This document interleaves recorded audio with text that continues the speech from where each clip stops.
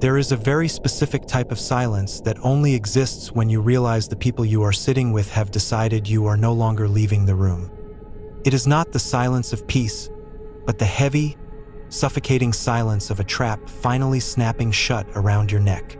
I looked around the mahogany table at the 4 faces I had known since my freshman year of college, faces that I had trusted with my secrets, my heart, and my future. But now those faces looked like stone masks under the flickering light of the cabin's chandelier. We were supposed to be celebrating 10 years since graduation, a weekend of nostalgia and expensive whiskey in a cabin so deep in the woods that the GPS had given up 10 miles back. But as Mark stood up to lock the heavy oak door and slid the iron bolt into place, I realized with a sickening jolt in my stomach that this was never about a reunion. It was about a reckoning. "Why did you lock the door, Mark?" I asked, trying to keep my voice from trembling, though the sudden chill in the room had nothing to do with the winter air outside. He didn't answer me immediately, instead walking back to the table and leaning heavily on his hands, his eyes boring into mine with an intensity that made me want to shrink into the floorboards. "We just need to make sure we aren't interrupted while we have this conversation. Leo?" he said, his voice dropping an octave, sounding nothing like the laughing friend I had shared a dorm with a decade ago. The other 3, Sarah, Chris, and Elena, remained perfectly still, their eyes fixed on their glasses, refusing to meet my gaze. I felt a bead of sweat roll down my spine despite the drafty room, and I wondered how I had been so blind to the shift in the atmosphere over the last 3 hours. How did a weekend of reminiscing turn into a hostage situation so quickly? Why were they looking at me as if I were a stranger they had found lurking on their property? "What conversation?" I pressed, my heart hammering against my ribs like a trapped bird. "We've been talking all night, guys. If this is some kind of joke, it's not funny anymore." Sarah finally looked up, but there was no warmth in her expression, only a cold, calculated desperation that frightened me more than Mark's aggression. "Do you remember that night at the lake house, Leo?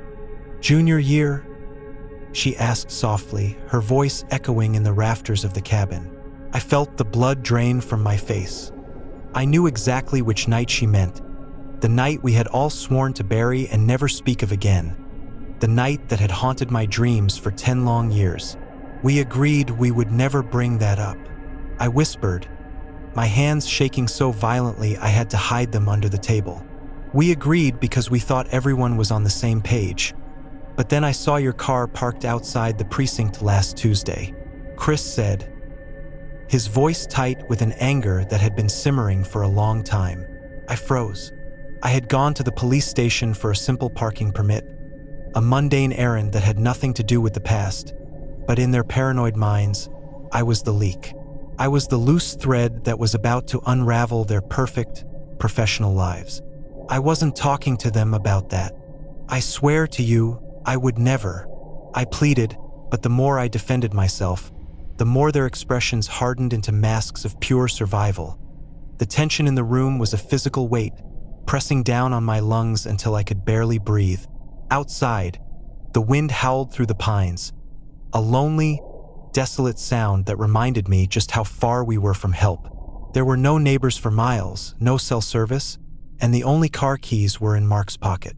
"We can't take that risk, Leo," Elena said, her voice surprisingly gentle, which somehow made it 10 times more terrifying. "We have worked too hard to get where we are. Mark is a partner at his firm, I'm up for the board, and Sarah is finally happy. We can't let one moment of weakness from you ruin everything for us." I looked at them and realized they weren't my friends anymore. They were a pack of predators protecting their territory. "What are you planning to do?" I asked, my voice barely a whisper. I looked at the fireplace, wondering if I could reach the heavy iron poker before they reached me. Mark noticed my eyes darting toward the hearth and stepped closer, blocking my path. "We just need to make sure you stay quiet permanently," he said, and for the first time, I saw the glint of a heavy zip tie hanging from his back pocket. My mind began to race, cataloging every exit, every potential weapon, and every weakness in the people I once loved. I knew I had to move soon, or I would never see the sunrise. I waited for the perfect moment, the split second when the attention shifted. It happened when a heavy branch snapped outside, hitting the roof with a loud thud that made everyone jump. In that heartbeat of distraction, I didn't run for the door. I ran for the kitchen. I bolted past Chris, who tried to grab my arm but slipped on the hardwood floor. I scrambled into the small kitchenette and grabbed the first thing my hand landed on: a heavy glass decanter of whiskey. As Mark came charging through the doorway, his face twisted in a snarl of rage, I didn't hesitate. I swung the decanter with every bit of strength I had left, smashing it against the side of the doorframe. The glass shattered, spraying amber liquid and jagged shards everywhere. Mark stepped back, shielding his eyes, and in that moment of chaos, I dived for the small pantry window. It was narrow, designed more for ventilation than an escape, but adrenaline is a powerful fuel. I kicked the glass out, ignoring the way the shards sliced into my palms and forearms. Behind me, I could hear them shouting, the sound of furniture being overturned as they scrambled to catch me. I squeezed through the frame, falling hard onto the frozen ground outside. The impact knocked the wind out of me, but I didn't stay down. I forced myself up, my lungs burning as I inhaled the frigid night air, and began to sprint into the darkness of the woods. I didn't run toward the road where they would expect me to go. I ran toward the steep, rocky ravine we had passed on the way in. I knew the terrain was dangerous, but it was my only chance to disappear in the shadows. I could hear them behind me, their flashlights cutting through the trees like searchlights. "Leo, come back. Let's just talk." Sarah's voice drifted through the trees, but it sounded distorted, predatory. I didn't stop. I kept moving, my heart pounding in my ears, my breath coming in ragged gasps that felt like needles in my chest. I found a small crevice beneath a fallen cedar tree and crawled inside, pulling dead branches over myself. I stayed there for what felt like hours, shivering so hard my teeth clattered together. I watched their lights move back and forth, listening to them call my name, their voices growing more desperate as the night wore on. They knew that if I made it to the main road, their lives were over. Eventually, the lights began to fade, moving back toward the cabin. They probably assumed I had succumbed to the cold or gotten lost in the deep woods. As the first gray light of dawn began to bleed through the canopy, I crawled out of my hiding spot. My hands were numb, and my clothes were torn, but I was alive. I hiked for 3 hours, staying off the main trails until I finally reached a logging road.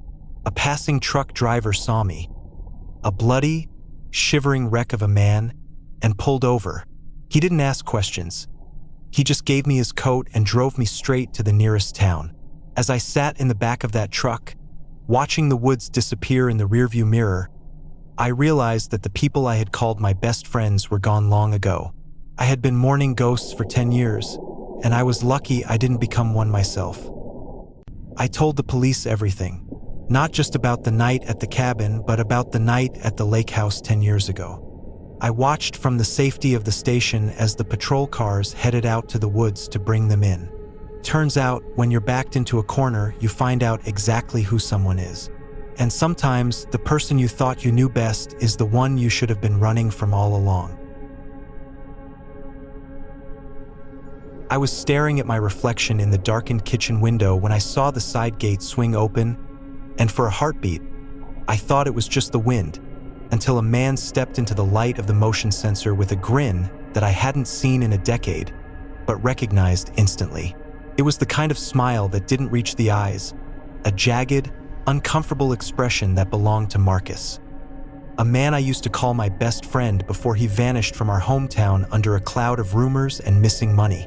I stood frozen as he raised a hand and tapped rhythmically on the glass, the sound echoing through the silent house like a countdown. "I knew you'd be up late, Leo. You always were a night owl," he mouthed through the pane, his breath fogging the glass as the heavy rain began to turn the backyard into a swamp of shadows. Why was he here at 2 in the morning after 10 years of total silence? How did he even find my new address? A place I hadn't shared with anyone from our old life. I felt a cold knot of dread tighten in my chest as I walked toward the door, my mind screaming at me to keep it locked, but curiosity and an old, misplaced sense of loyalty forced my hand to the deadbolt. The moment the door cracked open, Marcus didn't wait for an invitation. He shouldered his way past me, bringing the smell of damp earth and something metallic into my clean, quiet home.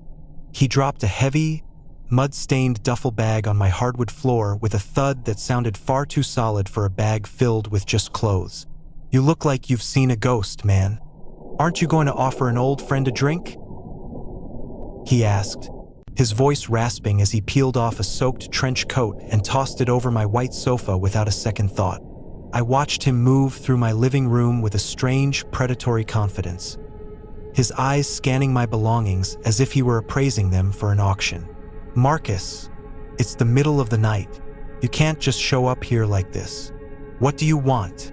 I asked, trying to sound firm, but my voice wavered as I noticed he was shivering, not from the cold, but from an intense, manic energy that made the hair on my arms stand up.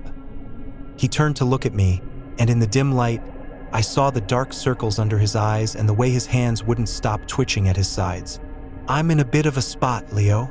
I ran into some people who don't have a very good sense of humor about debts, and I remembered you always had a soft heart for a friend in need." He began to pace the length of the room, his boots leaving wet, muddy streaks on the carpet that I had spent months saving up for. Every time he passed the window, he would flinch, glancing out into the darkness as if he expected a fleet of cars to come screaming up the driveway at any second. The tension in the air was thick enough to choke on, a heavy, suffocating feeling that told me I was no longer safe in my own sanctuary. I told him he could stay for one night, a decision I regretted the second the words left my mouth, because the grin that returned to his face was predatory and triumphant. "I knew I could count on you. You were always the weak link in our group, the one who couldn't say no to a sob story," he whispered, stepping uncomfortably close to me, his breath smelling of stale cigarettes and desperation. He headed toward the guest room, but as he walked away, I noticed something that made my blood turn to ice. Hanging from his belt loop, partially tucked into his pocket, was a brass keychain with a miniature flashlight. The exact keychain I had lost 3 weeks ago. How long had he really been watching me? Had he been inside my house before tonight while I was at work? I spent the next 3 hours sitting in my dark bedroom with my back against the door, clutching a heavy glass lamp like a weapon, listening to the sounds of Marcus moving around in the guest room. I heard the floorboards creak, the sound of drawers being opened and closed, and then, the most terrifying sound of all, the slow, rhythmic sharpening of metal against stone. The old friend I had let into my home wasn't looking for a place to sleep.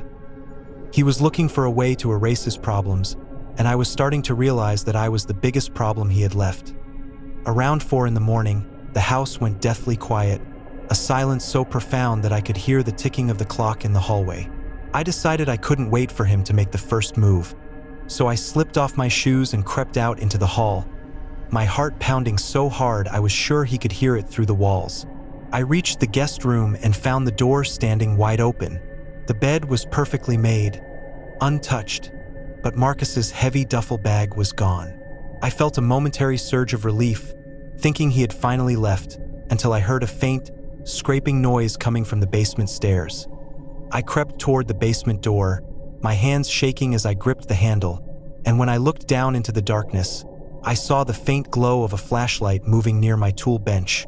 Marcus was down there, hunched over my workbench, his silhouette looking like a distorted monster in the flickering light. I saw him reach for my heavy industrial mallet, his fingers closing around the handle with a slow, deliberate grip. "I know you're standing there, Leo. I can hear you breathing. You always were a loud breather when you were scared." His voice drifted up from the shadows, calm and terrifyingly cold. I didn't wait for him to come up those stairs.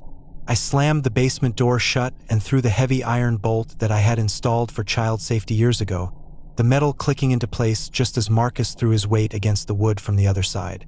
The door shuddered on its hinges, and I heard him snarling like an animal, his previous friendly persona completely evaporated into a mist of pure rage.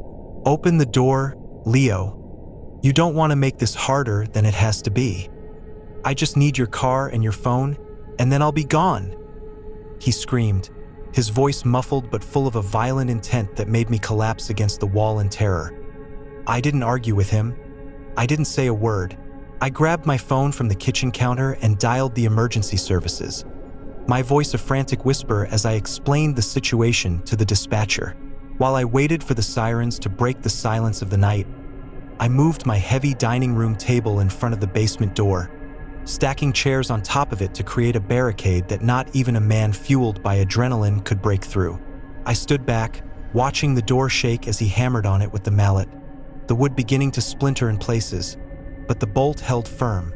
When the blue and red lights finally began to dance across my living room walls, the pounding from the basement stopped instantly. I ran to the front door and threw it open, ushering the officers inside as they drew their weapons and moved toward the basement. It took 4 of them to subdue Marcus, who fought with a desperation that suggested he knew his life was effectively over.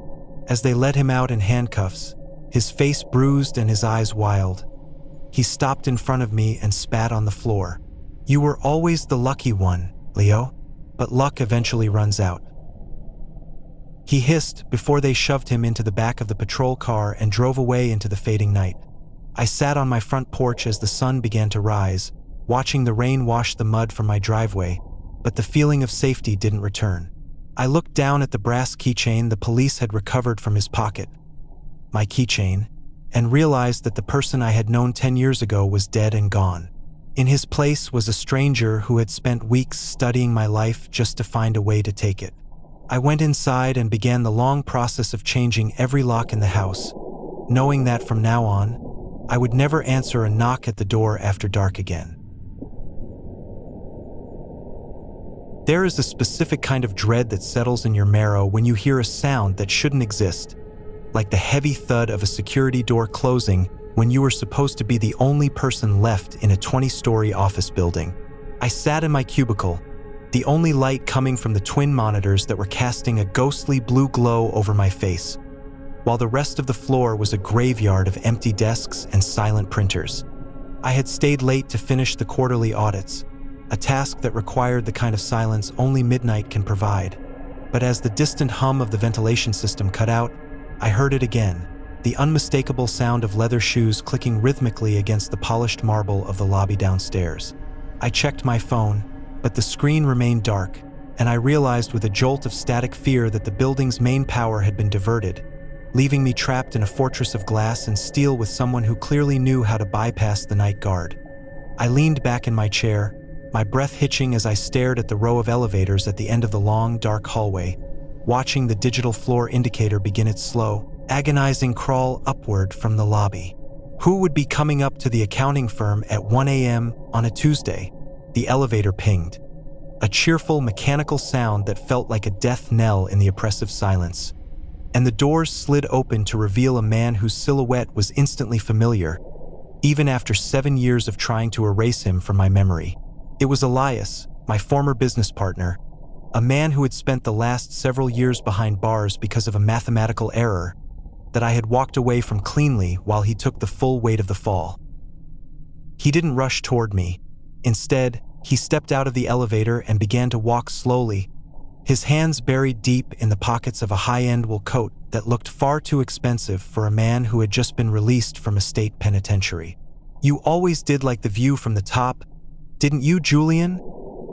he called out, his voice echoing through the open-plan office, sounding smooth and terrifyingly calm. I didn't answer, my heart hammering against my ribs so hard I thought it might crack a bone, as I slipped out of my chair and crouched low behind the partition of my desk. I could hear his footsteps getting closer, the slow and steady pace of a man who knew his prey had nowhere to run and all the time in the world to be caught. I spent 2,555 days thinking about this conversation, Julian. That is a lot of time for a man to dwell on the concept of loyalty and the exact price of a betrayal. He continued, his voice moving from the left side of the room to the right, circling me like a shark in dark water. I realized then that he wasn't here for a simple apology or a handout. He was here to collect a debt that couldn't be paid in currency. I looked at the emergency exit sign glowing red in the distance, but I knew the heavy steel door would trigger an alarm that would notify the police, but it would also give away my exact position to a man who was now only 3 rows of cubicles away from me. I began to crawl, my knees scraping against the thin office carpet, trying to reach the supply closet where I knew a heavy industrial paper cutter was kept. If I could just get a weapon, or at least something to defend myself with, I might stand a chance when he finally decided to stop talking and start acting. I saw the news, by the way. Senior Vice President. That's a very impressive title for someone who built his career on a foundation of lies and my prison sentence. Elias said, and I could hear the sound of him dragging a metal ruler across the top of the desks as he walked, a sharp, metallic screech that set my teeth on edge. He was close now, so close I could hear the faint whistle of his breathing and the rustle of his coat. I reached the supply closet and slipped inside, pulling the door shut just as the beam of a flashlight cut through the darkness of the main floor, sweeping over the spot where I had been sitting only moments before. I huddled behind a stack of printer paper boxes, my eyes darting around the small room until they landed on the heavy, wooden-based paper trimmer. I unscrewed the long, sharpened steel blade from its hinge, my fingers trembling so much I nearly dropped the heavy bolt. The footsteps stopped right outside the closet door. The silence that followed was so absolute that I could hear the faint hum of the city traffic 20 floors below us, a world of normal people who had no idea what was happening in this darkened tomb of an office. You know, Julian, the funniest part about prison is that it gives you a lot of time to learn new skills, like how to track a man's digital footprint, or how to bribe a night watchman who has a gambling problem and a very sick mother. The door handle rattled, a slow, deliberate turn that made my stomach do a somersault of pure terror. "I'm not coming out, Elias. The police are already on their way," I lied, my voice cracking as I held the steel blade in front of me like a shield. There was a soft, chilling chuckle from the other side of the wood. "No, they aren't, Julian. I jammed the cellular signal on this floor the moment I stepped into the elevator. You're alone with your conscience tonight, and I think it's time we settled the books." Suddenly, the door didn't just open. It was kicked with a violence that tore the hinges straight out of the frame, the wood splintering as the door collapsed inward. Elias stood in the doorway, his face illuminated by the red glow of the exit sign, and in his hand, he held a heavy, professional-grade stun gun that crackled with a terrifying blue arc of electricity. I didn't wait for him to step into the room. I threw the heavy stack of printer paper at his feet, causing him to stumble, and then I swung the paper trimmer blade with a desperate, horizontal arc. I didn't want to kill him, but I needed to stop him. The blade caught the sleeve of his expensive coat, ripping through the fabric and grazing his arm, causing him to drop the stun gun as he let out a hiss of pain. I didn't stay to see if he was badly hurt. I pushed past him, sprinting toward the executive boardroom at the end of the hall, which I knew had a reinforced glass door and an internal lock. I could hear him recovering behind me, his footsteps no longer slow and calculated, but fast and heavy with a newfound rage.